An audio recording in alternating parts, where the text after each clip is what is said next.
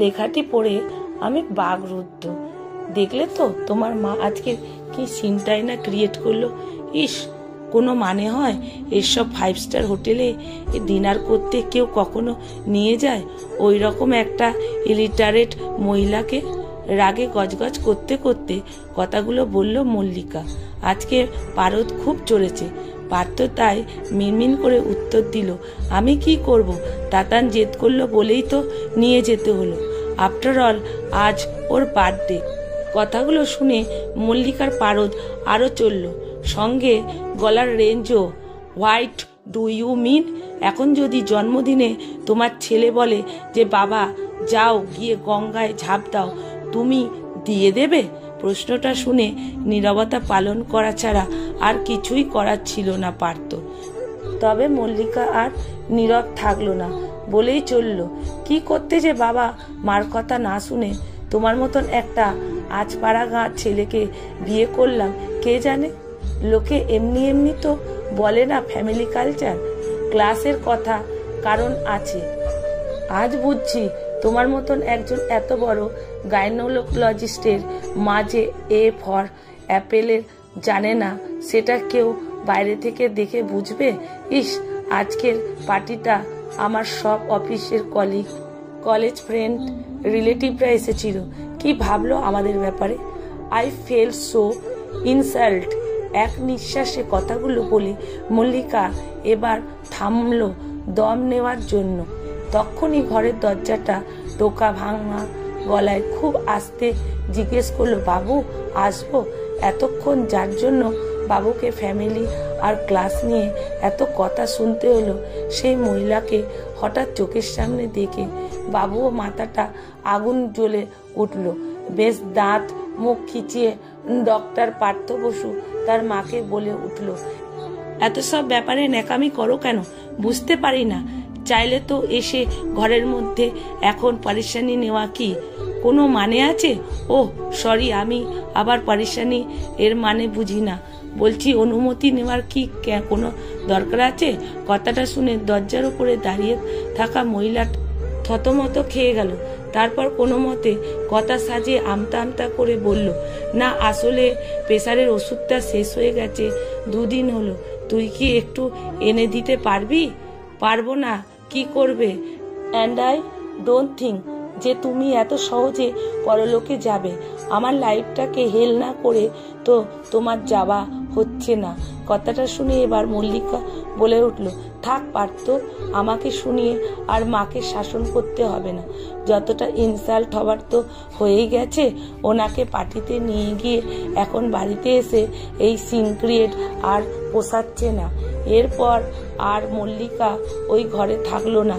খাটের ওপরে রাখা বালিশটা তুলে পাশের ঘরে শুতে যাওয়ার জন্য পা বাড়ালো। পার্থ বুঝলো এটা ওর পানিশমেন্ট। এখন এই ঝামেলা অন্য ঘরে শোয়া দরকার ছাড়া কথা না বলা চলবে প্রায় 7 দিন।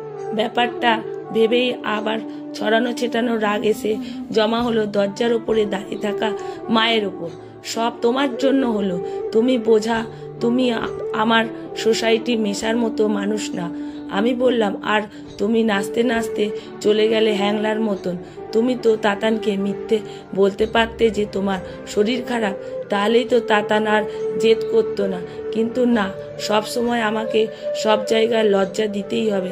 জাস্ট কিছু বলার নেই। কোনো পজ না নিয়ে কথাগুলো বলা শেষ করেই ধাম করে পার্থ মার মুখের ওপরে দরজাটা বন্ধ করে দিল। মলিনা দেবী হঠাৎ চারিদিকটা ঝাপসা হয়ে এলো, চোখটা বড্ড জল জমেছে। সত্যি কি উনি হ্যাংলা? জন্মদিনে নাতির মুখের ওপরে না বলতে পারেনি, মিথ্যে কথা সাজিয়ে গুছিয়ে বলতে পারেনি, তাই উনি হ্যাংলা? প্রশ্নগুলো বারবার মনে ভিড় করতে থাকলো। আর চোখ ভেসে উঠলো পার্টিতে আসা লোকগুলো হাসি হাসি মুখে। সবাই হাসছিল ওনাকে দেখে, মজা নিচ্ছিল একজন গাইয়া। আসলে সেই দিন পার্টিটা সব কন্টিনেন্টাল ডিশ হয়েছে, পাস্তা, পিৎজা, নুডলস, মিক্সড কারি, পনির পাসান্দা। এইসব যেসব খাবার চোখে দেখা তো দূরের কথা, শোনেনি কখনো মলিনা দেবী। তাই বৌমা যখন তার হাই ক্লাস সোসাইটি ফ্রেন্ডের সঙ্গে হাই হ্যালো করছিল, তখন মলিনা দেবী সবার সামনেই বৌমাকে প্রশ্ন করে ফেললেন। বৌমা বলছিল, কি বেগুন ভাজা, সোনামুগের ডাল, ছেঁচড়া, এইসব কিছু হয়নি। ওই শুয়োপোকার মতন ওইগুলো টেবিলে কি সাজানো আছে, ওইগুলো লোকে খেতে পারে না কি? ব্যাস, কথাটা শুনেই মল্লিকার মুখ লাল লজ্জায়।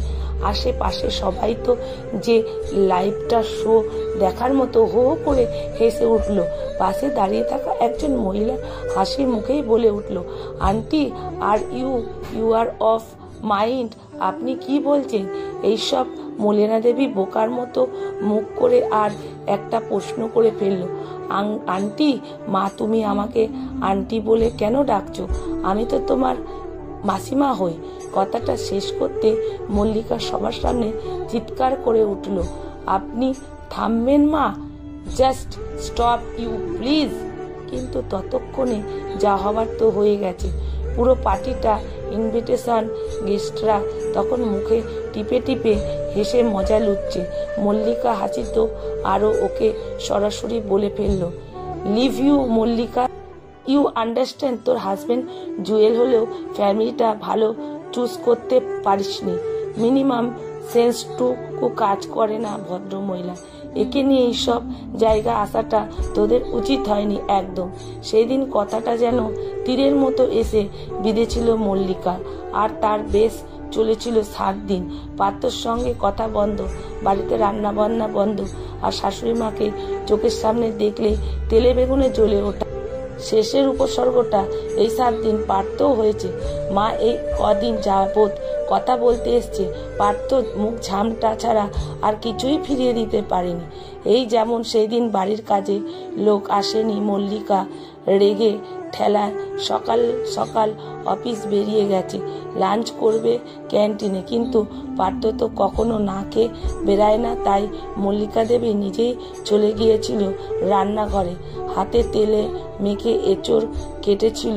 ছেলেবেলার ছেলে এঁচড় ডালনা পছন্দ করেছিল। যখন রান্না করত ওকে জড়িয়ে ধরত খুশিতে। এইসব ভেবেই ডাইনিং টেবিলে পাত্রর জন্য এঁচড় ডালনা সাজিয়েছিল বাটিতে। কিন্তু আজকের দিনটা একটু আলাদা হলো। পার্থ এলো নির্বিকারে, মুখে খোলা, তারপর হাত ধুয়ে উঠে গেল। মলিনা দেবী কিছুই বুঝতে পারলো না। তাহলে কি রান্নাটা খারাপ হয়েছে? নুন ঝাল ঠিক আছে তো? এইসব ভাবনা ভিড়ে আপনা আপনি প্রশ্ন করে ফেললো, এঁচড়ের ডালনাটা ঠিক ছিল রে? পার্থ কথাটা শুনে বুড়োটা কুচকে বলল, মানে ভুল থাকবে কেন? মলিনা দেবী থমথম মুখে বলল, না, আসলে তুই কিছু বললি না তাই। পার্থ তখন বেশ ঝাঁঝিয়ে উত্তর দিল, কাজগুলো করো কি নাম কেনার জন্য?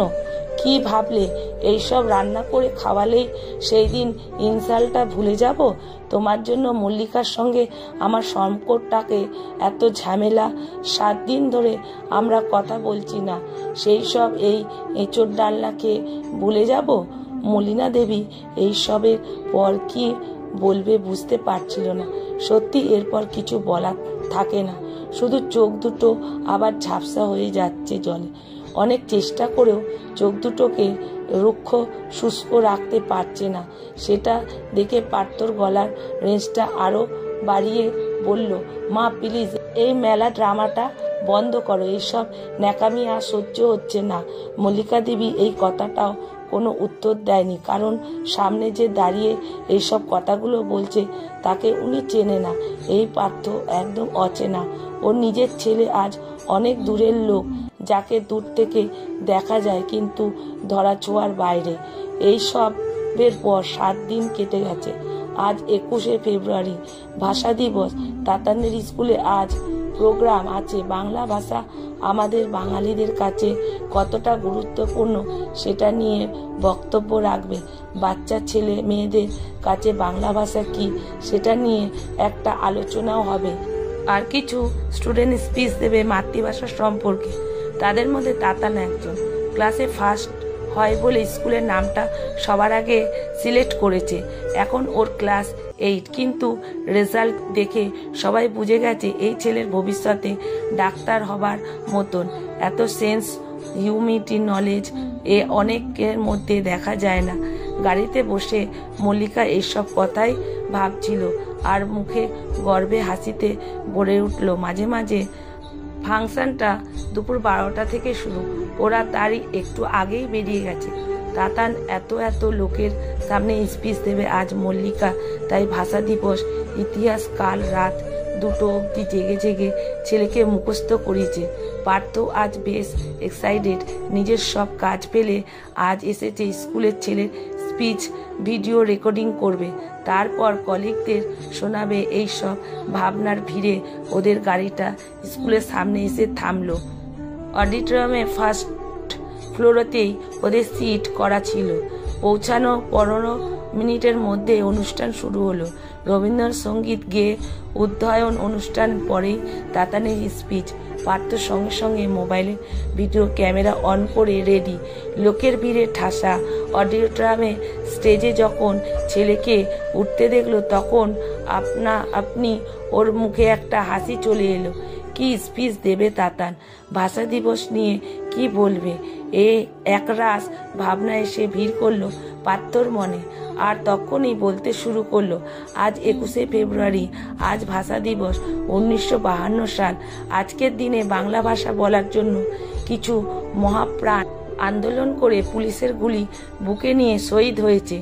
এই ইতিহাসে আমাকে মা বলেছে, কিন্তু আজ আমি ইতিহাস না বর্তমান কথা বলবো। ইতিহাস তো বইয়ের পাতাগুলো সার্চ করলেই পাওয়া যায়, কিন্তু বর্তমানে বাংলা ভাষা আমাদের লাইফে কি কতটা ইম্পর্টেন্ট সেটা আমি আমার বাড়ির রোজ দেখি। আমার ঠাকুমা ইংলিশ জানে না, কারোর সঙ্গে দেখা হলে hi hello how are you বলতে পারে না, কন্টিনেন্টাল ডিশের মানে বোঝে না, এমনকি আন্টির ডাকও ঠাকুমার কাছে অজানা। তার বদলে কাকিমা জেঠিমা শুনেই অভ্যস্ত। আর এই সব জন্যই ছোট থেকে দেখেছি আমাদের বাড়িতে আমার ঠাকুমাকে নিয়ে সবাই খুব লজ্জা। বাবা নিজের ফ্রেন্ড সার্কেলের সঙ্গে ঠাকুমার পরিচয় করিয়ে দেয় না কখনো।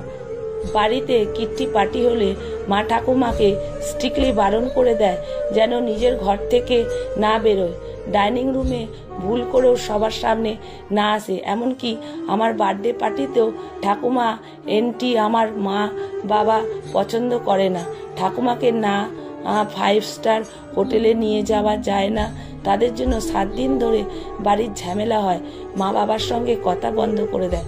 ছোট থেকে আজ অবধি দেখছি মা বাবা ঠাকুমাকে যেন সবার থেকে লুকিয়ে রাখতে চায়। গড়গড় করে ইংলিশ বলতে পারে না বলে সে এথিক্স জানে না, লোকের সাথে মিশতে জানে না, মুখ খুলে ব্লান্ডার করবে এই রকম একটা ধারণা সবাই। যদি আমার ঠাকুমা দারুণ রান্না করতে পারে, ভীষণ সুন্দর গানের গলা, এই বয়সও রবীন্দ্রনাথ সঙ্গীত খুব সুন্দর গায়, দারুণ ভালো গল্প বলতে পারে। ছোটবেলায় তো বাবা অফিস থেকে অনেক রাত করে ফিরে আসতো, তখন ঠাকুমা আমাকে ঘুম পাড়ানো রূপকথা গল্প শুনিয়ে না ফেয়ারি টেলের মানে না জানা থাকলেও ব্যঙ্গমা ব্যঙ্গমি কি কথা বলেছে সেটা জানে ঠাকুমা। কিন্তু ওই যে বললাম ফেয়ারিটি যে ক্লাসে আছে সেটা ব্যঙ্গমা ব্যঙ্গমিতে নেই হয়তো। বাবা ঠাকুমাকেও কোনো ক্লাস নেই। আজ 21শে ফেব্রুয়ারি, তাই এই কথাটা মনে হচ্ছে। মানে আমার বাড়ির বাকি 365 দিনের ছবি দেখে এই কনফিউশনে এলাম। এবার বাংলা ভাষাটা বাতিল, শুধু বাংলা কথা বলাটা লজ্জা। সে আমার এই ভাষা দিবসে যতই স্পিচ দিই না কেন, যতই ইতিহাস শোনাই না কেন, আমাদের মধ্যে বাংলা ভাষা এখন শেষ। আর আমি নিজে বাড়িতে রোজ সেই শেষটা এইভাবেই ছবি দেখি। স্পিচটা শেষ করে স্টেজ থেকে নিচে নেমে খুব অদ্ভুত চোখে তাকিয়েছিল তাতান ওর মা বাবার দিকে। সেই দৃষ্টিতে একটা জমা রাগ ছিল, একটা খারাপ লাগা ছিল। সেই দিন তাতান স্পিচ শুনে কেউ হাততালি দেয়নি। অডিটোরিয়ামে সবাই কেমন নিস্তব্ধ হয়ে গেছিল। আসলে বাস্তবের মুখোমুখি হয়েছিল সবাই, রোজকার বাংলা ভাষার বাস্তবে। আর সেই দিন হাজার চেষ্টা করেও পার্থ মল্লিকাকে নিজের চোখ দুটোকে ওপরে তুলতে পারেনি, বারবার নিচে নেমে যাচ্ছিল। পাত্রের ভেতরটা একটা জমা কষ্ট হঠাৎ যেন এসে জমা হলো। সত্যি যেটা ওর ছেলে বুঝলো এই বয়সে, সেটা পার্থ এত সাকসেসফুল একটা মানুষ, এত বড় একজন ডাক্তার হয়েও বুঝতে পারল না। মাঝে মাঝে ভিড় বাস্তবটা, ট্রাফিকে জমা মার এই মুখটা ভেসে আসছিল চোখের সামনে। সত্যিই তো মা কি সুন্দর গান গাইতো, কত সুন্দর সুর ছিল মায়ের গলা। একদিন যেন ভুলে গিয়েছিল পার্থ সেই সুরটা। মা তো ওকে ছেলেবেলায় রূপকথার গল্প শোনাতো, রাজপুত্র রাজকন্যা রূপকথার দেশে। আর আজ পার্থ তো ওর মার সাথে 2 মিনিট বসে কথাও বলতে পারে না দরকার ছাড়া। কি করে কবে ওর মায়ের কাছে লজ্জা হয়ে গেল ও বুঝতেই পারল না। কথাটা ভাবতেই ফ্ল্যাটের সামনে এসে গাড়িটা থামলো। লিফটে উঠে 4 তলার বটমটা প্রেস করলো। একটা সময় স্কুল ছুটি হয়ে মাকে দেখে একটা তাড়া থাকলো। আজকে ঠিক সেই সময় একটা তাড়া আছে ওর মাকে দেখতে, মার সাথে কথা বলতে খুব ইচ্ছে করছে। আর ফ্ল্যাটে এক দরজার সামনে এসে তাই জোরে জোরে কলিং বেলটা বাজালো। 2 মিনিটের মধ্যে কাজের মাসি মিনতি দরজাটা খুলতেই পাত্র হুড়মুড়িয়ে বাড়ির ভেতরে ঢুকলো। কেমন যেন উদ্ধত মনে হতে লাগলো। ডাইনিং রুমে কোথায় মা? মাকে তো দেখতে পাচ্ছি না। মালতীকে প্রশ্ন করে ফেলল, কিরে মা কোথায় রে? তাড়াতাড়ি বল। মালতী নির্বিকারে ভাবে উত্তর দিল, কোথায় আবার, নিজের ঘরেই থাকবে। পার্থ আর টাইম ওয়েস্ট না করে দৌড়ে মায়ের ঘরে গিয়ে দরজা ধাক্কা মেরে খুলল। আর হঠাৎ পাটা থমকে গেল। ঘরের মাটিতে মা পড়ে আছে নিথরে একটা শরীর, তবে মুখে একটা ক্লান্তি, জীবনের মুক্তি পাওয়ার শান্তি। পার্থ সেদিন মাকে অনেকবার ডেকেছিল, অনেকবার মার শরীরটা ধরে ঝাঁকিয়েছিল, অনেক কষ্ট করেছিল মায়ের সাথে কথা বলবে, কিন্তু সেদিন মা আর কোনো উত্তর দেয়নি। মা সারা জীবনের মতো চুপ করে গিয়েছিল। পার্থ মায়ের নিথর শরীরটা বুকে জড়িয়ে ধরে বসেছিল অনেকক্ষণ। ওর যেন মনে হচ্ছিল মাকে ওই দিন আগলে রাখা যায়, ফিরিয়ে আনা যায় নিজের কাছে, কিন্তু পার্থ বুঝতে পারেনি সময় শেষ। কিছুক্ষণ বাদে যখন মল্লিকা আর তাতান ঘরে নিঃশব্দে ভেঙে ভেতরে ঢুকলো, তখন স্তম্ভিত ফিরল। মায়ের শরীরটা ঠান্ডা ওকে বুঝিয়ে দিল হঠাৎ যে সব শেষ। 3 ঘন্টা বাদে সার্টিফিকেট লেখা ছিল স্ট্রোকের জন্য মৃত্যু। পার্থ রিপোর্টটা চোখ বুলিয়ে পাটা টাল খেয়ে গেল।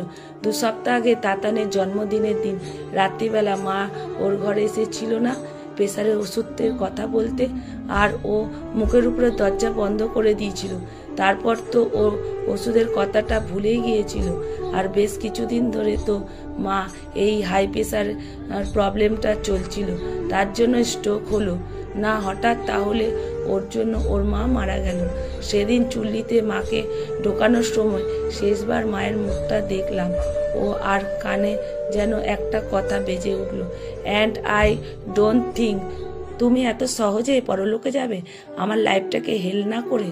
তো তোমার যাওয়া হচ্ছে না। ওর মা যখন সেই দিন ওষুধটা কেনার কথা বলতে এসেছিল, তো মুখে ছাপটা ওই উত্তরটা দিয়েছিল মাকে। আর যেন চুল্লির আগুনে পুড়ে মা তার প্রতি উত্তরটা দিয়ে গেল। আর একটা অধ্যায় নিঃশ্বাস